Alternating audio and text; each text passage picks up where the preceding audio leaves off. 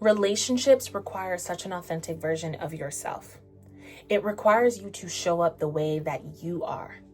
Because if you are only showing up to a relationship, or you are only calling in relationships based off of what you think they're supposed to be, based off of your persona of what a relationship is supposed to be or what somebody is supposed to be, you're never actually spending time getting to know the person. You're only ever comparing the person, and comparison is truly the thief of joy. A lot of times the reasons why we end up in certain relationships that do not actually fit the mold or do not actually align is because we think that we're ending up with our type, or we're looking for an ideal person, but the ideal person we're looking for isn't coming from the heart. It's not coming from the energy. It's not coming from true connection. It's coming from the idea. It's coming from a fantasy. It's coming from something that we think it's supposed to be. And since we're living in supposed to be, we're actually missing out on great opportunities because we have an idea of what someone's supposed to look like, how someone is supposed to behave, how someone is supposed to treat us, how someone is supposed to X, Y, and Z. And the treat us is not so bad. We'll get into that. But we're constantly looking at people from the perspective of, here's the persona I need you to fulfill. And since we're looking at people in that way, and that's the kind of relationship that you're going for, you're never actually looking at the person you're dealing with. The person you marry, the person you befriend, the family members you have, you're not looking at them as a person. You're looking at them as the role they're supposed to fulfill. Your mother is supposed to be your mother, but your mother is a person first, before your mother is a mother. And the reason why there's a lot of butting heads is because everyone is trying to put everyone in a role. Mothers are supposed to act like this. Daughters are supposed to act like this. Brothers are supposed to act like this. Husbands are supposed to act like this. Wives are supposed to act like this. And since it's this broad idea of what you're supposed to act like with a little bit of personal touches in there, we're never looking at each other. We're never connecting to each other. Then everyone is insecure. Everyone is feeling like they have to fulfill a role.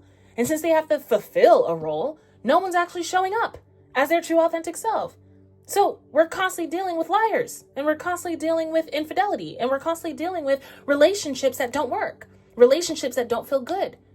And then we settle because we can't find good relationships. And then when we finally find something that's decent enough, we're like, well, let me take it because I can't find the good thing for me. But the way to overcome that is to be your most authentic self. Because if every single one of us was authentic, it wouldn't actually be about fulfilling a role. It would be about, who do I connect with? Who do I truly, truly vibe with? Not off of the idea of what I think you're supposed to be, but just you and I meeting. I don't know if you're meant to be a friend. I don't know if you're meant to be a significant other. I don't know who you're meant to be in my life, but I just want to get to know you because something attracted me to you. So I want to get to know you. I want to see who you are. And based off of who you are, I'm going to determine whether or not this is a good connection, whether or not this is something that we should continue to move forward with. What kind of connection is this? Is it a business connection? Are you just one of those connections that I have and, talk to every so often? Are you someone that's meant to be in my life closely? We can make those determinations when we are authentic selves. Because as your authentic self, you're no longer just trying to show up a certain kind of way. You're not just trying to make it fit. You're not just trying to be a certain kind of person just because you're trying to be a certain kind of person. Because you're supposed to be this kind of wife. You're supposed to be this kind of husband. This is where we get it wrong. This is where we end up in the same type of situations again and again. It's actually time for us to show up as our true selves so that we can meet those who are meant to be in our lives and no longer try to make them fit a mold, fit an idea that we have in our heads, and instead get to know people for who they actually are and accept them and embrace them for who they actually are instead of feeling like we've been bamboozled. Because 9 times out of 10, whoever it is that you're meeting, you're only meeting 50% of who they are. The other 50% is you trying to make sure they fit what you're looking for. So if they're attractive to you, you've already put in your mind that, oh, maybe this is a new best friend because that's what you want. Maybe this is a new significant other because that's what you want. So you're already in this energy of, I need to make it fit. I want this, so I need to make it fit. Naturally, as a human being, that is what you're going to do. You're going to just try to make it fit, even when it doesn't fit. And when it doesn't fit and the red flags are in your face, what you're going to do is you're going to take those red flags and you're going to throw them away. You're gonna be like, no big deal, we can make it work. This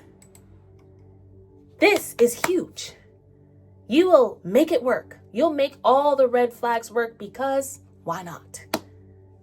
You'll make all the red flags work because why not? You are trying to fulfill a quota. You're trying to fulfill a characteristic. You're trying to get to the altar. You're trying to build as many friends as possible. You're trying to build a circle, a community, so you accept anything. Because you care more about what it is that you want and the persona than you do about the connection. And this is why a lot of relationships start off broken or on rocky foundations, because it's not true. It's not authentic. I think some of the best relationships are the ones that start off as friends, that have no expectations of being in a romantic relationship. And I think the friendships that are the best are the ones that are just themselves, the ones that allow themselves to be themselves and are incredibly vulnerable with one another. And although we're talking about authenticity right now, that's the biggest thing. Next is vulnerability, because you can be authentic, but without vulnerability, you're actually missing a huge part. So we're going to get into that next.